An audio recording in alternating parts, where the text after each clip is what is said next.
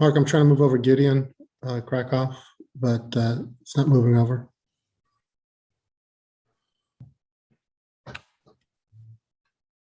Can you hear me? We can hear you loud and clear. All right, I'm going to put you on mute.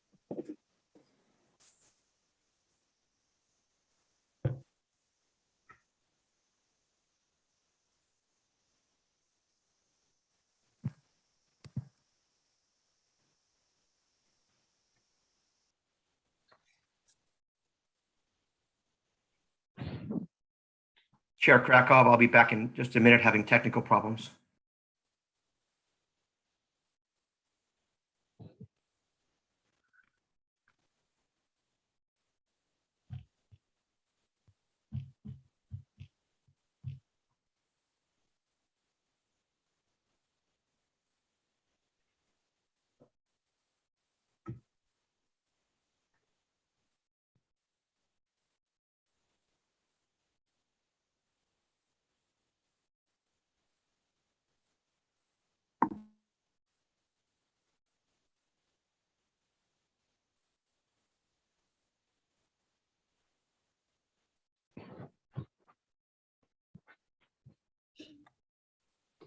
Shall I start with the housekeeping remarks? Okay. Okay, great. Good morning, and thank you for participating in our remote meeting for the Mobile Source Committee. We have two formats for participation, the Zoom web application, as well as teleconference. Please silence your other communication devices, such as your cell or desk phone, so that there aren't any disruptions during the meeting. During the meeting, all participants on Zoom, except for board members and South Coast AQMD staff, will be placed on mute by the host. That means you will not be able to mute or unmute your lines manually. After each agenda item, the chair will announce public comment. For those on Zoom, if you would like to make public comment on the Zoom screen, please click on the raise hand button. If you're using Zoom on your smartphone, please tap the raise hand button on the bottom of the screen. For those calling in using the phone line only, you can dial *9 on your keypad to signal that you would like to comment. Your name will be called when it is your turn to comment, and the host will unmute your line automatically. Speakers may be limited to a total of 3 minutes for the entirety of the items on the agenda and 3 minutes for non-agenda items.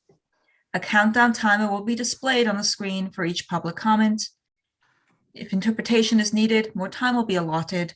Please note, you can hang up or leave the Zoom meeting at any time. Please adhere to the speaker time limit and treat others with courtesy, civility, and respect.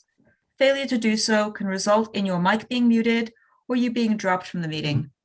And with that, I'll turn it back over to you, Chair Krakow.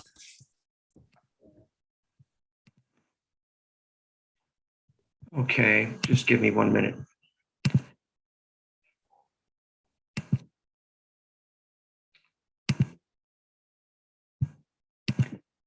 Apologize, colleagues, having some technical issues today.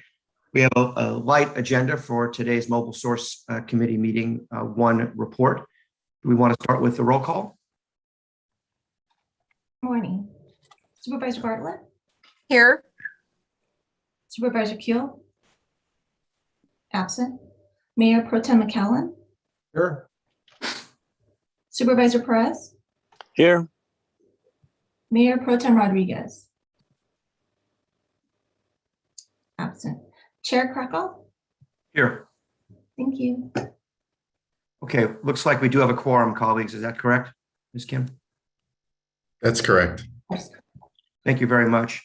Okay, so we have the one informational item. Before we start, anybody have anything they would like to talk about? Mayor Pro Tem McCallum, do you have any letters you'd like to read into the record? Not today. It's unfortunate that Carlos isn't here because he's the one who asked for this update. Yeah, I think we have to go forward though, given we've got staff and everybody prepared for it. What's your sense of that, Mayor Pro Tem? No, I think we need to go ahead, obviously. Okay. Good to hear from you. Anybody else have any comments before we dive in? Okay, thank you for your participation. We'll go on to item 1, informational item, update on implementation and outreach efforts for the warehouse indirect source rule. And I believe we have Assistant Deputy Executive Officer, Mr. McMillan, presenting today. We have a PowerPoint. Great, thank you very much. I'll go ahead and go into the slides here. So let's move on to the next slide. Slide 2. Great, thanks. So as we know, the warehouse indirect source rule was adopted by the board in May of this year. This program will phase in over the next several years. What we're planning to do with the update today is Ian, I just wanted to let you know, I think Mayor Pro Tem Rodriguez is here. So Thank there you, he is. Bay. One Great. of those technical moments. I appreciate patience and sorry for the disruption. Thank you. Welcome. Great.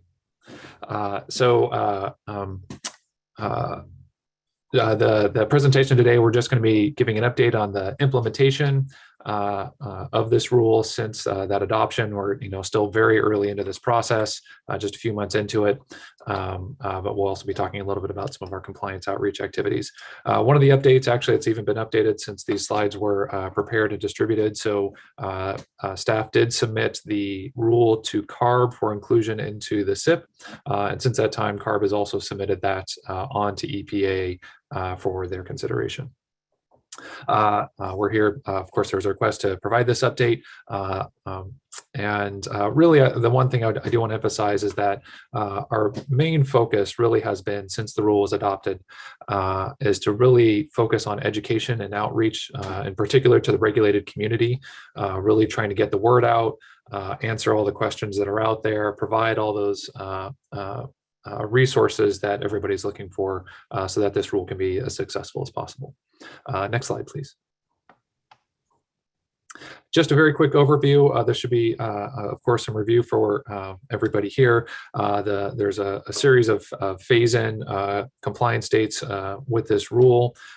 A lot of that is governed by the size of the warehouse, so that the largest warehouses have the earliest requirements, and then the smallest warehouses covered by the rule would have later requirements. One of the first things that happens with the rule, though, is that there is an upcoming reporting deadline that I think most people are paying attention to right now, or focusing their attention on right now, and that's on September 1st, that warehouse owners of all warehouse sizes, subject to the rule, they will be required to submit some information to us September 1st. But when we get to the later stages of reporting and other requirements in the rule, that is that more phased in approach. But this is just first an informational report that will help us help us conduct a lot of that outreach activity in later stages. I'll go through a little bit more details of this in subsequent slides. So next slide, please. So again, for those warehouse owners, we have that warehouse operations notification called the WAN report. That is due pretty quickly here in a little bit less than 2 weeks. That will contain owner information, tenant information, just contact information, some really basic details about the lease, when did it start, when did it end, and some basic information about the warehouse building itself. Where is it located? What's its address? What's its building size? So really some basic information that is pretty readily available for warehouse owners. For warehouse operators, the first compliance deadline that they would have, and again, remember that owners and operators are often different entities. And so for the operators, that first compliance deadline for reporting, and again, this is just informational reporting as we phase in the rule, will be July of next year. They'll be required to file an initial site information report, but that's a look back on the previous 12 months. And so as part of that look back, they need to begin some of that record keeping of, for example, truck trip activity at their warehouse. But they don't report any of that information until July of next year. In addition, the annual WAIRE reports, and this is the report that operators will file to show how they have complied with their points compliance obligation, how they earn their compliance points. That will be due, the first compliance period is calendar year 2022. And so that first mandatory report is due in January of 2023. However, if warehouse operators are earning points early and doing that voluntary action this year, right now, and we've actually had warehouse operators contact us and say, yes, we're already doing these great things. We're using near zero emission trucks. We're installing a solar system, whatever it might be. How do I earn points today to bank that for the future? They'll just have to file that annual WAIRE report January of 2022 to say what happened in this year so that they can bank it and record it and then use that in future years. Next slide, please. So one thing that we recognize is that people are busy. They have a lot of things that they're paying attention to. So we're trying as many ways as we can to get the word out. Really looking at multiple channels of compliance outreach. We presented some of this information to this committee earlier this summer, but want to provide a little bit of an update on how we're working in all these different channels of communication. We're always looking to improve outreach. We're trying to, one of the things that we're also getting is how do we get that feedback? How do we improve that outreach moving forward? Because this is a very large universe of facilities, and so we're continuing to learn and trying to adapt very quickly. So we have a website, of course. Lots of materials are continuing to go up on that website. We have an online portal. I'm just going to give some highlights here because we'll go into more detail as we get into this. We have this online portal for submitting reports, online training courses, a compliance hotline, which is getting a lot of use and activity. So there's a single point of contact, a lot of individual facility consultations. That's really where a lot of the heart of this is people coming in, here's my specific situation. What happens here? And those individual conversations, there's a lot of really great education and back and forth feedback happening there. Mailers, bulk email, social media, that sort of thing, of course, going on. A lot of very useful public presentations as well, including even one last night. Some upcoming activities will be looking to continue to coordinate with utilities and then looking how do we get the information that's reported to us and then getting that back out so the public can view that data. So we'll have some public processes for both of those later. Next slide, please. Great, thanks. So this is just a screenshot of our website as it looks so far. It's always, there's a lot of information, a lot of details to this rule, and one of the things we really are trying to do is to provide bite-sized information everywhere that we can. So, for example, we have a one-page fact sheet that anybody can grab and they can use that for themselves. Very brief overview of the rule. And we're trying to do, on the web page itself, try to make things really bite-sized and digestible. So we're trying our best to put the information out in that way. So a lot of the materials, this is really kind of that central point to get a lot of those materials. Next slide. So moving on to the training videos, we've been hosting a series of training webinars, and the way that we've been running these is we record a video with a sort of a short course on a specific aspect of the rule, and that typically is 5. The longest one I think is 15 minutes, but they're usually 5, maybe 10 minutes. So we try to keep them, again, very digestible, short videos. They're available on YouTube. They're available on our website to let anybody view them both during the webinar, but then of course it's available afterwards. A whole series of courses we've done so far. We're going to continue to do those and add more training videos again on specific topics so that people can really focus in, okay, here's what I want to learn about. They don't have to spend hours trying to find it. So those are going to be continuing as well.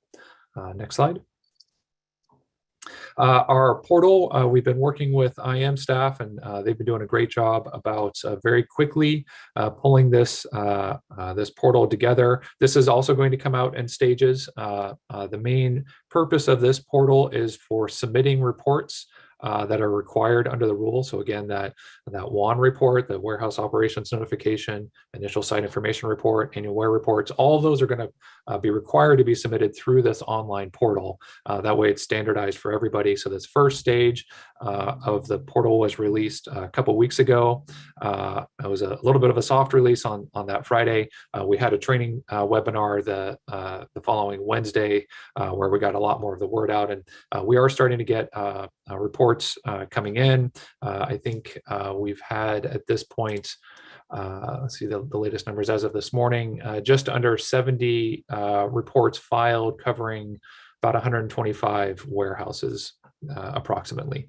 And that's not atypical for how we see our reporting programs. There's usually a kind of a slow build, and then usually the last few days, and most reporting programs we have, that's where you just get this flood of reports coming in. And we do know that there's, for example, some larger entities that have many warehouses they own. We've been talking or communicating with them, and we know that they're preparing these reports. So we're expecting kind of a lot more to be coming in later. But this is very positive that this is up already.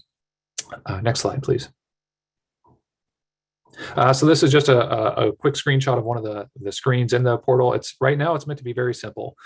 You download a template spreadsheet, fill in the information that I talked about before, contact information, who's the owner, who's the tenant, etc.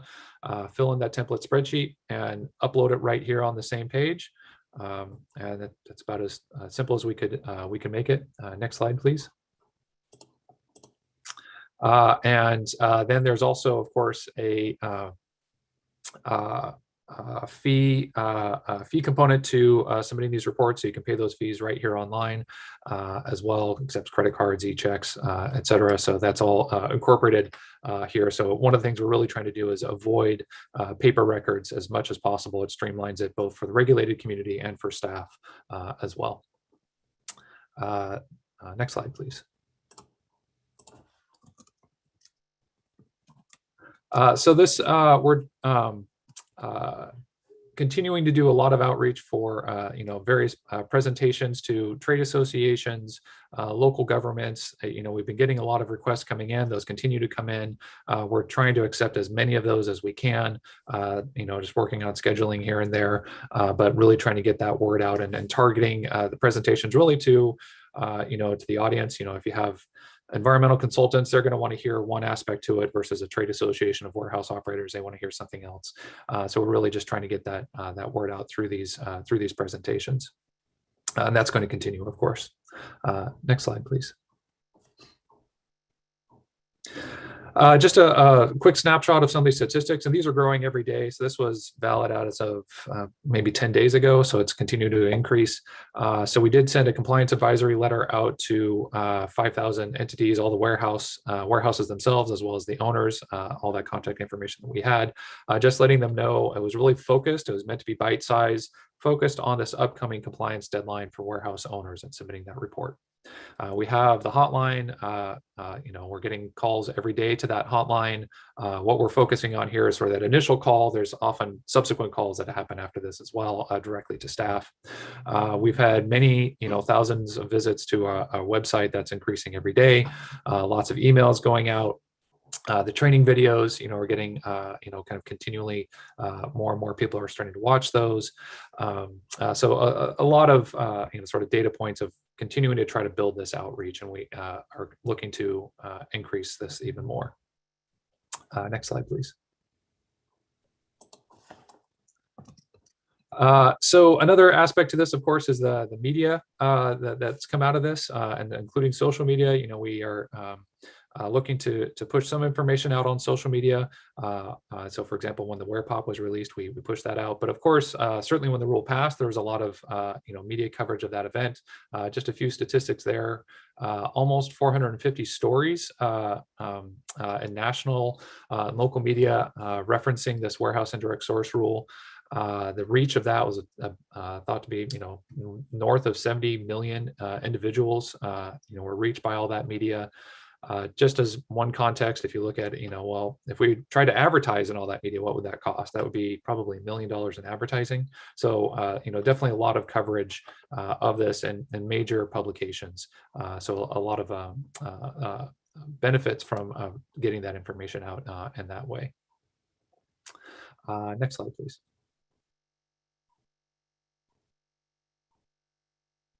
So for some of these upcoming activities, of course, we're going to be continuing a lot of this outreach.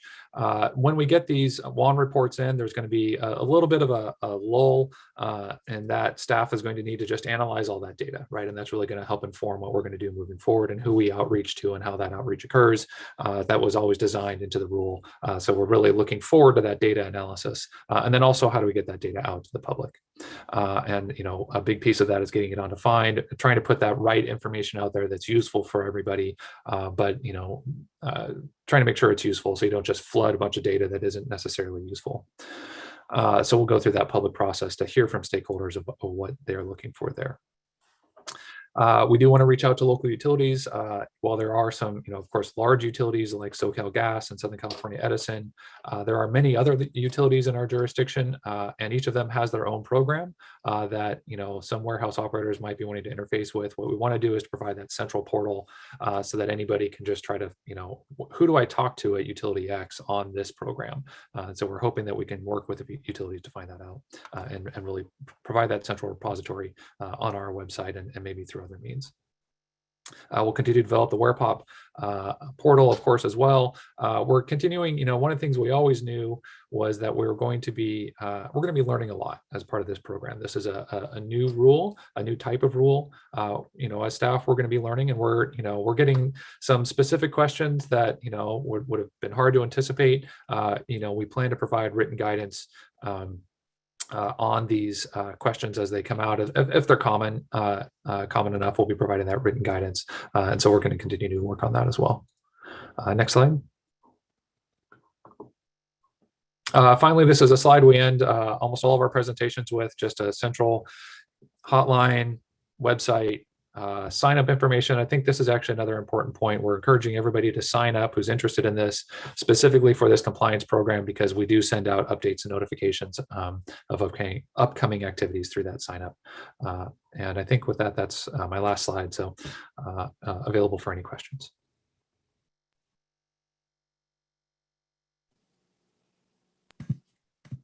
Thank you, Mr. McMillan, for the presentation. I know my colleagues really appreciate it. And just before you came on, Mayor Pro Tem Rodriguez, we noted that this is a discussion that you had requested to come to the committee. So I'm sure you're going to have some questions. But I see, before we go to public comment, first in queue here is Supervisor Bartlett. Thank you, Chairman. So thank you for the presentation, Ian. So a couple of questions. I know the first compliance milestone to submit a report is about 2 weeks away, September 1st, as owners have to submit the warehouse operations notifications report. So I know you've been working with the warehouse owners, but can you walk us through what happens if a warehouse owner, for whatever reason, was not aware of the program and did not submit their initial WAN report?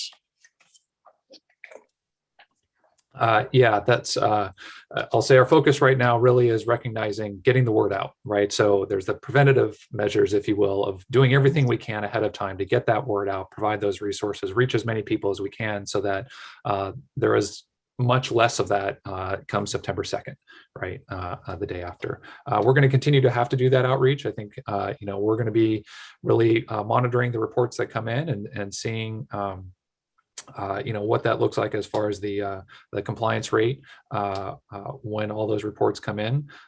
It's not uncommon in other programs that sometimes reports are submitted late, and that's to be expected. I think, especially when you have thousands of entities, the law of averages is that sometimes some people submit some reports late. We of course don't want that, and we try to do everything we can to avoid that. But we are expecting that will probably happen here. I think we're going to have to look closely at, is that where, shoot, I'm submitting it 12 hours late, I didn't know, let me get it together and pull it together really quick, versus willful negligence, right? And that's different. And there's a whole spectrum, as you can imagine, in there. And I think what we see in our other programs is that our compliance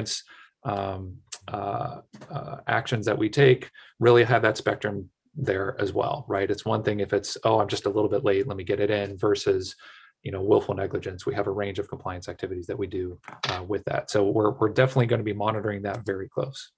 Okay, so for this first reporting period on September 1st, are you going to deal with the warehouse owners on a case-by-case basis? So Yes. you look at a warehouse owner and, he was out of the country for 4 months or something, just got back and realized he needs to file a report and is in progress, in the process of getting that done. Or someone who just, you realize does not want to file. Will there be any kind of a grace period for at least this first go around of September 1st, or is it going to be discretionary by staff on a case-by-case basis as to whether you grant a grace period for hardship or for whatever purpose? Yeah, let me jump in on this one. So this really is an enforcement compliance issue. And as you were just stating, Supervisor, we will review this on a case-by-case on an individual basis. Our intent is to bring about compliance. It's not simply to issue an NOV or to do the type of things that might be viewed as draconian. We want to make sure that people understand the requirements of the rule, and that's why the outreach is so important. But as you said, if someone is willfully trying to skirt the requirements, we will deal with that on an individual basis. If someone is unaware, incapacitated, we will also recognize that. Part of enforcement is enforcement discretion. And while our Deputy Executive Officer, Terrence Mann, I don't see him on this call, he and I and Ian and others have discussed it. So particularly with the new rule, we understand that aspect, and we will, as you said, look at it on a case-by-case on an individual basis. Okay. And then as the district progresses through the rule, I think for the board, it would be really beneficial to get some high-level summary documents that are prepared by staff and presented to the board. We want to look at the trends relative to compliance, the different options, as well as the percentage of operators who choose the mitigation fee alternative. So to kind of see where the warehouse owners are falling relative to compliance with the rule. And I know that it'll be difficult relative to the first compliance period because not everyone is maybe submitting on time and we don't have all of that information readily available. But for the future, as we move through the different deadlines and milestones, et cetera, if we can get that high level information on a summary basis to the board, I think that would be very helpful. You have our commitment to do so. Great. Thank you. Thank you. Mayor Pro Tem Rodriguez. Thank you. I think that Supervisor questions covered many of my initial questions, but I just wanted to first say I appreciate the report. It's clearly there's an effort from a variety of avenues to communicate to those that would be affected by the rule. So really appreciate being able to get a better sense and appreciation of the variety of efforts. So thank you for that ongoing commitment to communicate about this many ways historic rule. There was a slide that talked about 500 was it letters that were sent? Is that right? And I'm just, I think this is slide 12. Okay, if we can. And my question is, we have a list then going into the rulemaking process. Previously, we knew and now know as these deadlines are coming up beginning in September, exactly how many warehouses are required to comply. Is that right? There is a master list that we know and are checking off exactly, or getting the reports in, et cetera, about how many would be on that list. There's about 3,300 warehouses that we included in the rulemaking analysis. One thing I do want to mention is that we did purchase some data and try to find as many data sources as we could during that rulemaking analysis. One of the challenges sometimes is that it might look like a warehouse on the outside, but inside it might not be a warehouse.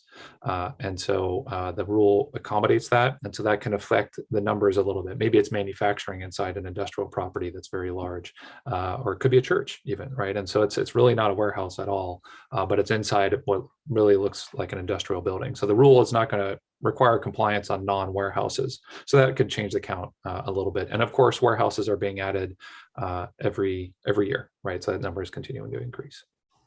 So there's a finite total of warehouses that need to comply.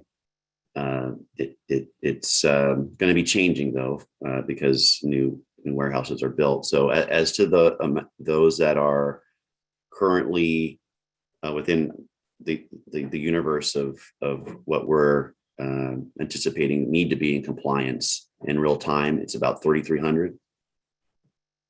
Yes. Okay. Yes. Sorry. And those 3,300, is there a way that we are sending direct communication to them, to each of them? Yes, and so I should add another piece of information to make sure we're all clear. So the 3,300, that's roughly the number of buildings. One thing that we have seen is that some of these buildings have multiple tenants that are unrelated to each other. And so that could increase the number from 3,300 for the owners. It could be, more than that, and we are expecting more than that for the operators. This WAN report that we're getting to come in a couple of weeks is really going to help inform how many operators are out there. But as far as that communication, and that WAN report will help us in those future communications to the operators. For the owners, we did send that to every single warehouse address, as well as the information we had about every owner who owns those buildings as well. So we sent us information to every one of those. So we know a point of contact of each owner of the 3,300 buildings. We have a point of contact. One of the things that we also are doing with this report is making sure that it's the point of contact that they want, right? We might have a point of contact, but they might say, okay, well, talk to this person. So we'll get that information back as well. So each of those 3,300, just to be clear, of those owner and operators have received a correspondence from us, letting them know about the action that was taken. Was that Yes. a letter, or how did they Yes. receive that? For the owners, that was that compliance advisory letter that went out to about 5,000 entities. Okay. Yes. And in addition, during rulemaking, we had communication to all of these entities as well, and broad communication during that process. Great. And since that letter, have they received information about, did you know that there's these videos? Did you know there's a suite of information? Was that part of that letter, or just, I'm curious as to the information in the letter? Did it reference these tools that you've been sharing today? It was a one-page letter, so we wanted to really limit and focus the attention rather than be really comprehensive. So part of the letter did point to the resources that are available, but for example, on the website, I don't think it's as comprehensive as what we presented here today, but we definitely did point to the resources that are available to learn more about this rule. Do we have coinciding, in addition to mailing addresses, a point of contact, phone number, and emails in order to be able to send out, electronic updates, such as, friendly reminder in September is the first deadline milestone. Did you know that these videos are available? Did you know this website is available? That type of opportunity to send out an e-blast to those that are receiving letters, is that also available to us in that list of 3,300? It's probably not, I shouldn't say it is not as comprehensive as what we have for the addresses. That's one of the things that we actually have with this WAN report, is they need to provide that information to us, so we're sure we have it. We do have a lot in that space, and we have sent previous emails with information about every webinar that's coming up, where they can get materials. We plan to send another email next week saying, hey, this deadline's coming up again, sort of letting folks know. And that's that same listserv that we have that I listed in the slides, the WAIRE compliance listserv. Go to aqmd.gov/signup, and anybody can sign up to that list. But we've also populated that with as much information as we have, including from purchased databases. Certainly, it's a extremely time-consuming process to be able to have a point of contact email for each of these. I would encourage that be a goal for us to have that ability to not only send through the term snail mail, but also to have an electronic aspect of communication as we are moving forward as best we can, get that information so that there isn't a gap between the outreach that is clearly ongoing and just the disconnect that, it's certainly a challenge to get 100% of all of these folks to be aware. And I see that there is an effort underway. And I would just say that to the degree that we can also have ability to communicate with them electronically, certainly have their phone number as well. That would be particularly the email side. That way we can continually be sending updates about new information. If there's a new video or a deadline coming up, that there's just this ongoing information that is going out other than a letter. And I see, again, there's a scope of a variety of outreach going. I just wanted to urge that effort to continue on that front so that we can bridge any gaps that are there. So thank you very much for your report today. Board member, if I may, would it be helpful if we provided some information to perhaps all the board members on the committee in terms of if any of your constituents have questions, you can refer them to Ian or to a portal or to somebody, just some talking points that you might have in various meetings. Would that be helpful?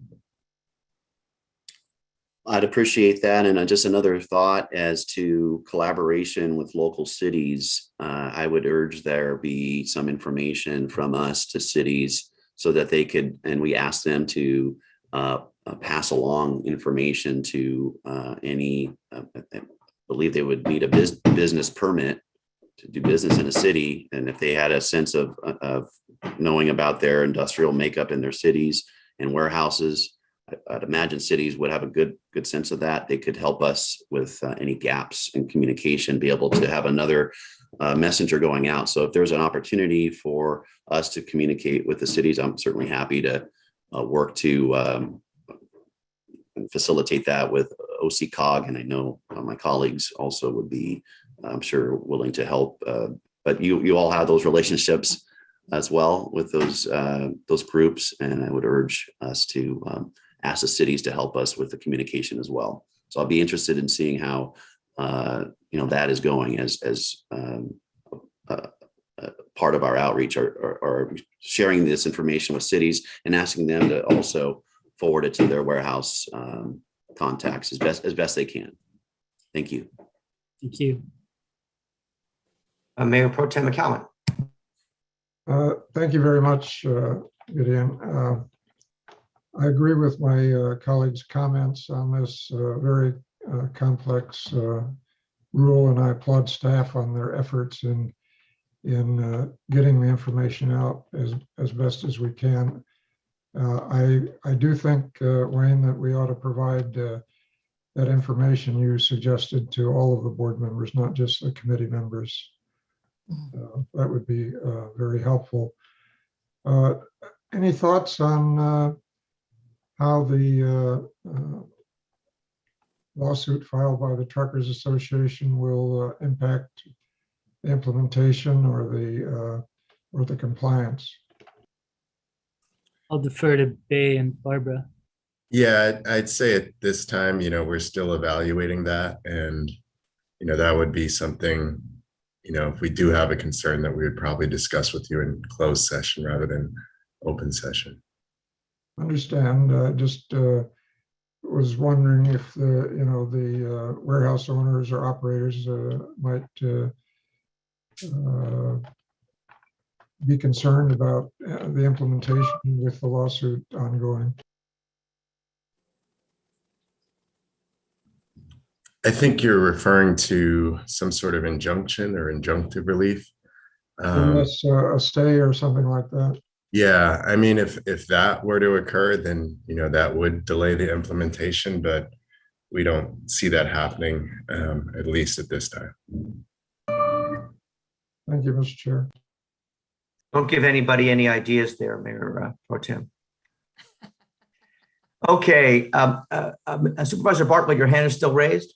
Yes, I have another question. So, question for staff. If, for sake of example, there's a 200,000 square foot warehouse in Moreno Valley, how are you assessing the mitigation fee?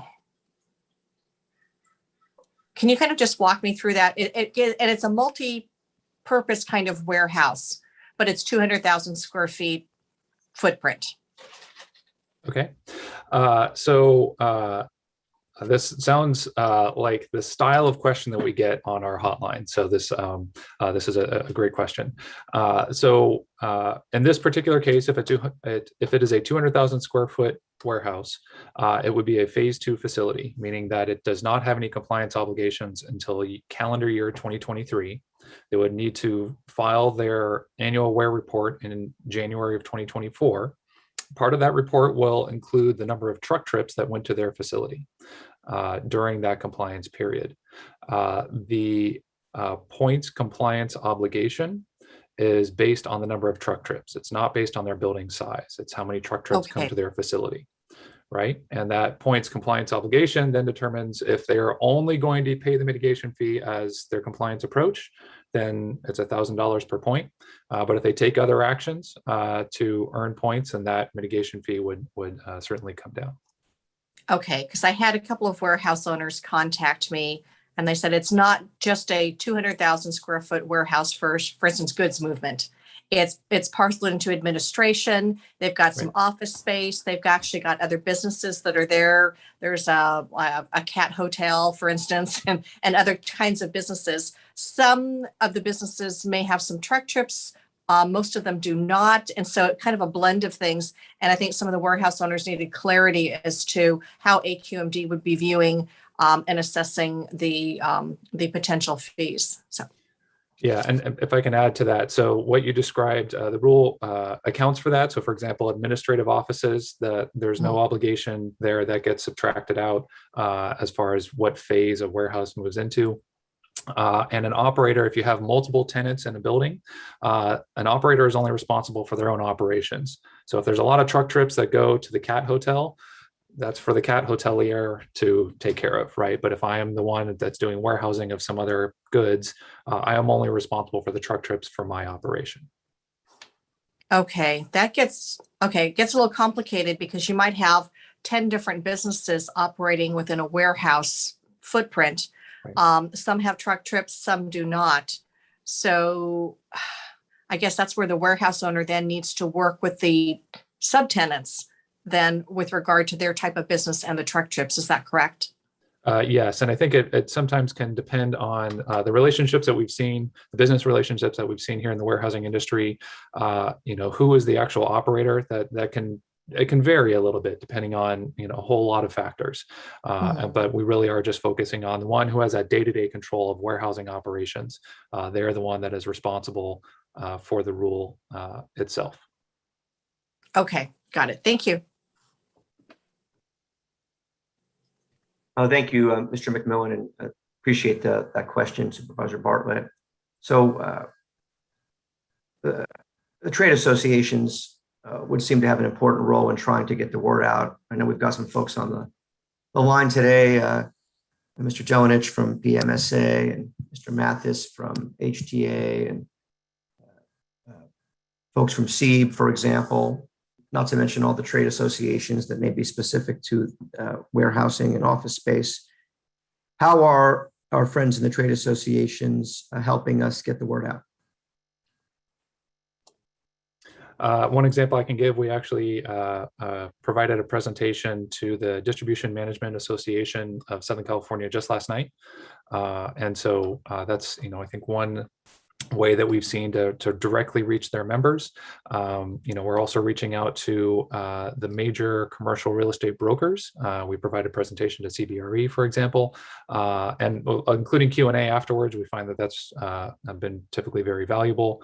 There's a lot of different associations and groups. They're all sort of taking their own different approach, but we are trying to work with those associations as much as we can, and to the extent that they want us to provide those resources through them, and that is going to vary from association to association. Yeah, well, they, just in general, trade associations play such an important role in helping folks understand regulations, working towards best practices, and trying to create a level playing field out there. So really encourage the trade associations, regardless of how you felt about this rule. The rule is currently law, and really urge them to really help their members comply. So really, Mr. McMillan, hoping we really engage them and let us know how that goes. So let's go to public comment, and then we can maybe figure out, Mayor Pro Tem Rodriguez, what the next step might be. It sounds like it might be worthwhile to get a report back after September and see how things are going, perhaps after the first compliance period. But why don't we discuss that, if that makes sense, after we open it up for public comment? Is that okay? That's great. Okay. So going to the attendees here. Now open this up for 3 minutes of public comment. And Attorney Gilchrist, it's 3 minutes of public comment on all the items, or just this one, or how does that work? Yeah, for items 1 through 3. Okay, so we'll take 3 minutes of public comment now. If we can open the lines. Doesn't appear that there are any hands raised. Okay, we'll close public comment. Back to any deliberation or sort of feelings on next steps. Let me ask our staff first. Mr. McMillan, Executive Officer Nastri, what do you propose as a next step with this committee's engagement in tracking our progress with the rule? And just to clarify, this is just it's noticed as an informational item, not really an action item. Thank you. So I would say that from my perspective, let's continue to do the outreach. We can pull some numbers that we can provide either in the weekly reports to the entire board. And then I would say, part of the challenge that we're looking at is the first reporting period. I'd like to have some time to assess what that compliance is and for us to be able to go back. So I think from my perspective, maybe we come back in 2 to 3 months with comprehensive numbers in terms of where we are. And then you'll see progress reports in the weekly with regards to the outreach efforts to the cities and the COGs and the various organizations. Would that suffice? Any of my colleagues on the committee have any feedback on that? I would just suggest we continue to have this item on the agenda till further notice, to just continue to let us know about any notable progress in whether it's trade associations or cities, or I think there were some slides that highlighted very specific engagement and presentations and things of that nature. I would still be genuinely interested in the efforts to communicate and see what new opportunities there have been, particularly with cities that can help us, as well as trade associations, as Chairman Krakoff indicated. So that would be my request, is to keep the updates coming as we're in this very important time of transition and getting this rule implemented. Thank you. Yep. And Chairman, I agree with Mayor Pro Tem Rodriguez. Just having this item as the placeholder on all of our future agendas gives us an opportunity to get updates, ask questions as we move forward with the rule implementation. Thank you. That sounds good to me. And maybe it doesn't have to be a full-blown slide deck every time, Executive Officer Nastri. Maybe leave it up to your discretion as to when you think you want to go full-blown on it. But at least this gives us the opportunity to get, at a minimum, oral updates and have board members ask questions. Does that sound okay to you? If I may, let me ask Bay and Barbara, can we have an open item where the board members, if they have a question, that we can then discuss it without necessarily having it placed on the agenda? Or can we just have it? You see where I'm going, Bay? Yeah, in theory, you could do that under other business, but it sounds like this is something that's, they're looking for more context. and might want a more robust discussion. Other business is pretty brief. I mean, what you could do is like a written report or something like that. And then there could be discussion about it, just like we do our other written reports. That's one option, or you could have it as an informational item with, a very brief, 1 or 2 slide summary of updates.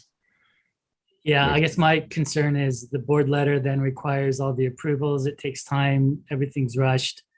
That's why I was saying within the weekly reports, we can do it on a regular basis that provides the information to the entire board. And then if there's a specific question, would the board then be able to say under other business, hey, we have a question we want to ask? I'm just trying to get the information that the board would like in an efficient way. I mean, right now, I think the board knows we're running really lean. And I can tell you right now, staff's really burned out. So I'm just trying to balance those two issues. Yeah, I was sensitive to that when we, on another topic, when we talked about running a new rule on ports and MOUs topics. And you assured us that the issue of staffing wasn't an issue. So when we're talking about matters of updates on communication, I'm very interested in keeping this front and center in front of this committee and having an opportunity, as Supervisor Bartlett indicated, to have an open forum and discussion, not only on how things are being on the outreach front, but for the public to be able to be aware of that as well. Thank you. Yeah, and I think what I was asking accomplishes that, but like I said, we can put it on this committee as a standing agenda. I just want to do it in the most efficient way. So we will get it accomplished. Yes. So Wayne, I think in order for us to allow for the public to weigh in, it almost has to be a standing item on the agenda, because if it's just an informational item that goes to the committee members, it'll be less likely for the public to pick anything up and to be able to come to one of our committee meetings and speak at public comments. So just trying to balance everything relative to committee members, but also it's important, we also want public input, and we don't want them to feel like, oh, we don't think there's anything on the agenda, so we can't comment. Yeah, I think you're getting a sense, Wayne, that it should be on the agenda, whether it's as a written report that questions can be asked on, or whether it's an informational item. I think that's the sense of the committee. And committee members, it's not like we're going to see the port ISR at this committee for the next 6 months. So we got to have something to talk about. Well, hopefully we won't have to talk about that. MOU will come to fruition, but I get your point. And then we can focus on the rail ISR in Mr. McCowan's area. Good luck with that one. The fun continues. Okay. Mr. Anything? Chairman, we will affect the board's will on this. Anything further, colleagues, on this item? Thank you so much for the presentation, Mr. McMillan. Really trying hard. And if the board can help in any way on the outreach, you don't hesitate to ask us through the executive officer's office. Okay. All right, colleagues, going back to the agenda, we have written reports, items 2 and 3. Mr. Chair, Yes. we have 2 other informational items, the reclaimed quarterly report, as well as the status update on Reg 13. Do we not? I think that sounds like stationary. I'm sorry, I'm looking at stationary source. I don't see I that. stand corrected. Apologies. It's okay. I wouldn't be surprised if I got it wrong. So we have written reports, items 2 and 3. Ms. Reese, what do you want us to do with those? These are just written reports for the committee, so no action required. Any committee member questions on items 2 or 3? And did we already ask for public comment on these items, Bay? I'd recommend asking it again. Public comment on items 2 and 3, please. Open it up now. Seeing none, we'll close public comment on items 2 and 3. That takes us to items 4 and 5. First, we'll start with other business. Any other business from the executive office or staff or the other board members? And the report. Anything, we have to go back to item 5 and open that up today, or we already did that? That's correct. This item 5 is for general public comment for items that did not appear on the agenda and are relevant to the mobile source committees. Thank you. So we'll open up item 5, general public comment, call for general public comment at this time. Welcome, Mr. Etter. You have 3 minutes.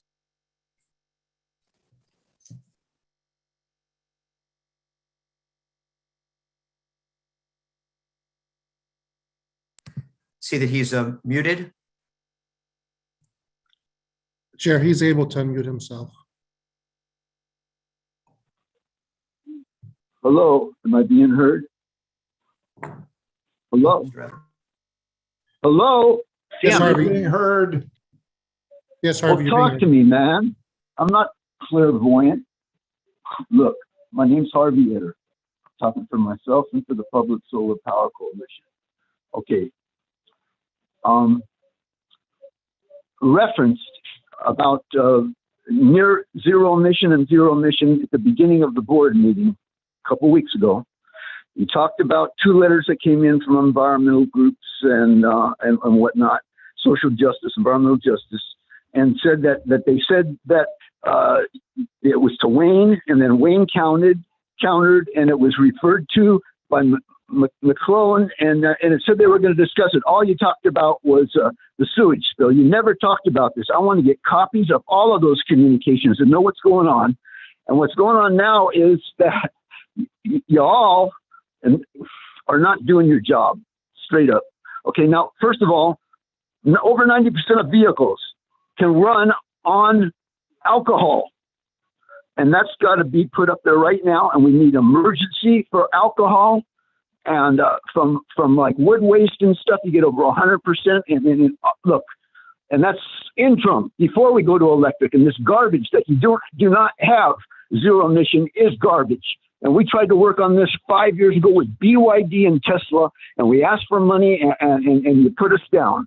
Now this is history. Now everything that you do, all of this stuff has to be done. And Krakow, I hear you have experience with environmental justice. Okay, 80-90% of all equity in all of these programs has to go to low and middle income. This is a threat to our political economy, our democracy, and incorporated, as we have been referenced, the books by the French economist Piketty from 14 in last year, and also the compatriots up at UC Berkeley, Zimmerman, Sayers, etc. This has got to be done now. It's got to be done with IPCC and international. Right now, it's not included in there, and there's other big problems, and we need the support of CAPCOA and on this stuff, and it's got to be done now. And I'm real upset. And you do not give information out. All of the numbers from the zip codes and all the agenda should be on the website for calendars and webinars. And you keep it away from the public, and you keep on obscuring and keeping stuff away from the public, and it's outrageous.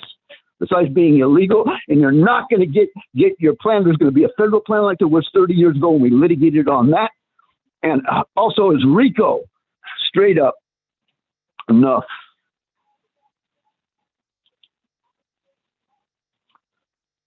Also, any discussions I heard at one of the committee meetings in the last 2 weeks. Thank you, Mr. Etter, for participating in the meeting. I'm sure that our staff will give you a copy of that letter and the letter it responded to upon request. Any additional public comment? Okay, we'll close public comment. That takes us to item 6. Our next meeting date is Friday, September 17th at 9 a.m. Is that right, Mr. Executive Officer? That is correct. And I am looking at the right agenda. Yes, sir. Okay, and is that at the retreat? Yes. Okay. So what are we going to be doing? We're going to be in a meeting room there all together in a ventilated meeting room. Is that the plan? The plan right now is that we will be able to accommodate in person as well as remote participation. And it'll be in one of the meeting rooms. The venue is, we're still trying to confirm a couple of things before that's finalized, but that is the plan.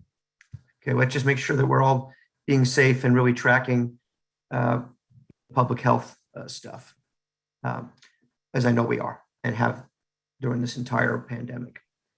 Yes. Okay, that'll be our next board meeting. Anything further at this time, colleagues? If not, we'll sign off. Okay, this meeting is adjourned. Thank you all. Thanks, everyone. Stay safe. End meeting and recording.